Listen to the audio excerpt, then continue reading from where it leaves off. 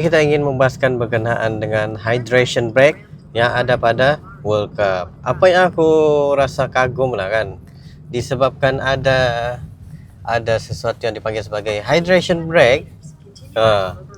Daripada game biasa, bila ada hydration break tu, terus game habis saja break tu akan jadi lain.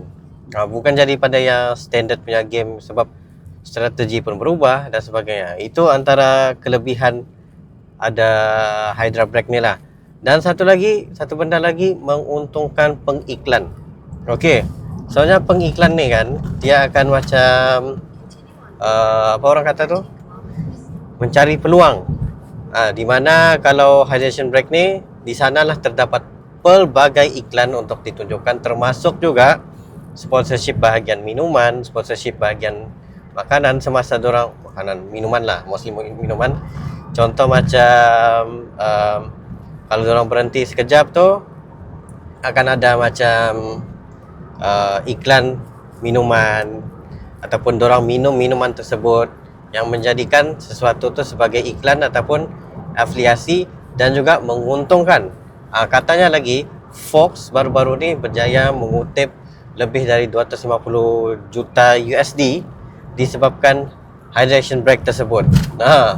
Maksudnya bila hydration break, automatically orang terpaksa untuk tengok iklan. Which is bila orang tengok iklan, yalah orang kena tunggulah. Tunggu habis iklan tu, tunggu ini apa semua ni kepada penonton yang lain lah.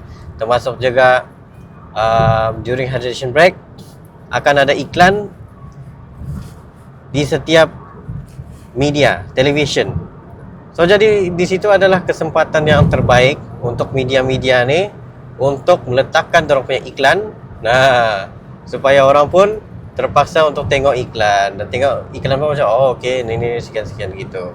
And then satu benda lagi, bukan itu saja, tetapi sponsorship kepada minuman yang diminum oleh player-player tu menjadikan peluang terbesar. Contoh ada 104 perlawanan, jadinya hydration break 2 kali. So akan jadi iklan itu sebanyak 208 iklan. 208 break, 208 iklan. Berapa banyak untung sudah tu guys. Kalau sekali iklan tu boleh untung 200 juta, tiba-tiba dalam silap-silap hanya untuk World Cup ini mungkin keuntungan melebihi bilion ringgit guys. Wow, itu memang menggila lah. Memang power habis lah konsep hydration break ini. Kalau korang ada lagi sebarang untuk dibahas, korang boleh komen down below.